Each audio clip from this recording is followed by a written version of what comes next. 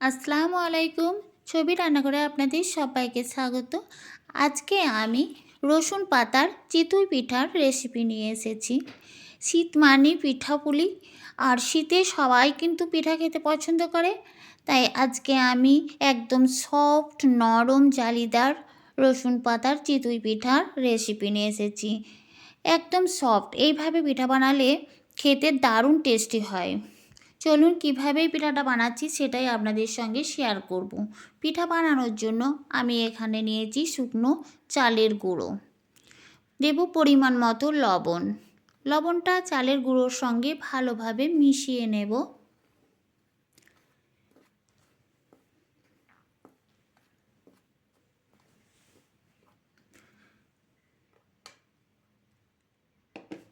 এখানে কিছুটা নিয়েছি রসুন পাতা, আর রসুন পাতাগুলো ধুয়ে পরিষ্কার করে নিয়েছি।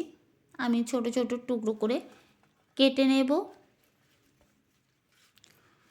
আমার চ্যানেলে যদি প্রথম এসে থাকেন বন্ধুরা, তাহলে আপনাদের কাছে অনুরোধ, আমার চ্যানেলটিকে সাবস্ক্রাইব করে ভিডিওটিতে লাইক দিয়ে ভিডিওটা কন্টিনিউ করুন প্লিজ বন্ধুরা।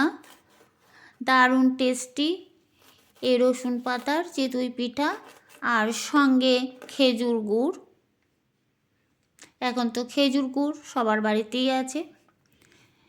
আমি পাতাগুলো এরকম ছোটো ছোটো টুকরো করে নিয়েছি। এখন একটা মিক্সিং বোল নিয়েছি, তার মধ্যে এই রসুন পাতাগুলো আমি অল্প জল দিয়ে একটা পেস্ট বানিয়ে নেব। আপনারা চাইলে শিলে বেটে নিতে পারেন।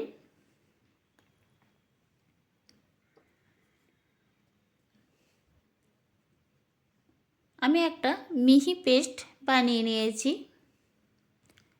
চালের গুঁড়োর মধ্যে রসুন পাতার পেস্টটা দেব।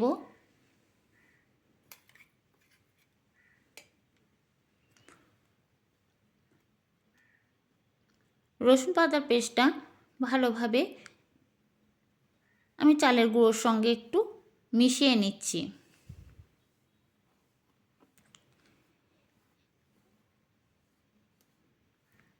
আমি এটা চামচ দিয়েই মেশাচ্ছি, বন্ধুরা হাতে করেও এটা মিশিয়ে নিতে পারেন। এখন নিয়েছি হালকা গরম জল, আঙুল ডুবিয়ে সহ্য করার মতো উষ্ণ গরম জল। এই গরম জলটা দিয়ে আমি হাতে করি পিঠের ব্যাটারটা বানিয়ে নেব। হাতে করে পিঠের ব্যাটারটা ভালোভাবে স্মুথ বানিয়ে নেব।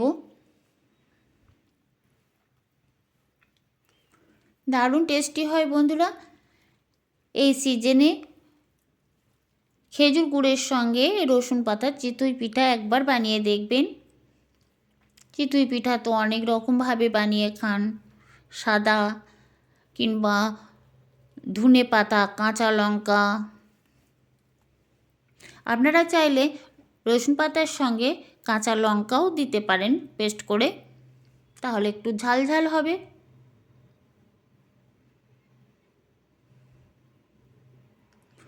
ব্যাটারটা আমার হয়ে গেছে বন্ধুরা, ঠিক এরকমই হবে ব্যাটারটা। গ্যাসের ওভেনে আমি একটা মাটির এই খোলা বসিয়েছি, আর গরম হয়ে গেছে নাকি সেটা আমি একটা জল ছিটিয়ে দেখে নিলাম বন্ধুরা। খোলাটা দারুণ গরম হয়ে গেছে। এখন বড় চামচে, মানে হাতা যে যা বলে, এক হাতা দেব, ঢাকা দিয়ে দেব।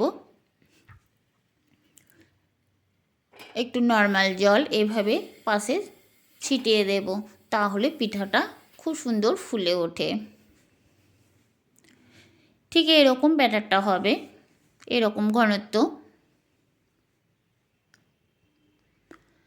পিঠাগুলো তৈরি হতে বেশি সময় লাগে না, হয়ে গেছে বন্ধুরা। এই দেখুন কত সুন্দর ফুলে উঠেছে।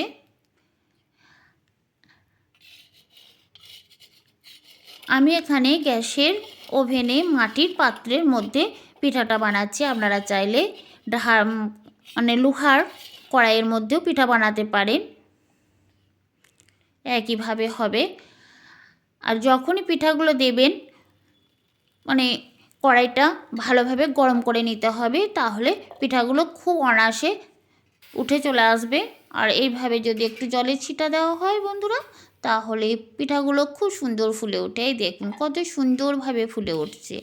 এক একটা পিঠা বানাতে 3 থেকে 4 মিনিটের মধ্যেই হয়ে যাচ্ছে। আর এই সময় গ্যাসের আঁচটা আমার হাই ফ্লেমে রেখেই আমি পিঠাগুলো বানাচ্ছি বন্ধুরা।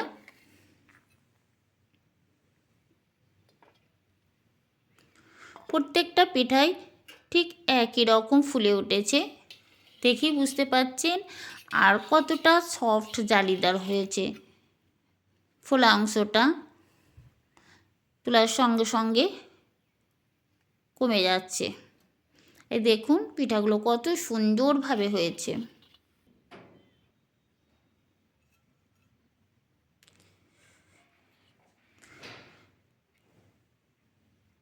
দারুণ জালিদার এই পিঠার রেসিপি। আমার সব পিঠাগুলো ঠিক বানানো হয়ে গেছে, আর খেতে দারুণ লাগে বন্ধুরা। এই দেখুন কত সুন্দর আর সফট। আমার এই রেসিপি কেমন লেগেছে অবশ্যই কমেন্ট করে জানাবেন। ভালো লাগলে লাইক, কমেন্ট, শেয়ার করবেন। চ্যানেলটা সাবস্ক্রাইব করা না থাকলে চ্যানেলটা সাবস্ক্রাইব করে আমার সঙ্গে থাকবেন। আল্লাহ হাফেজ।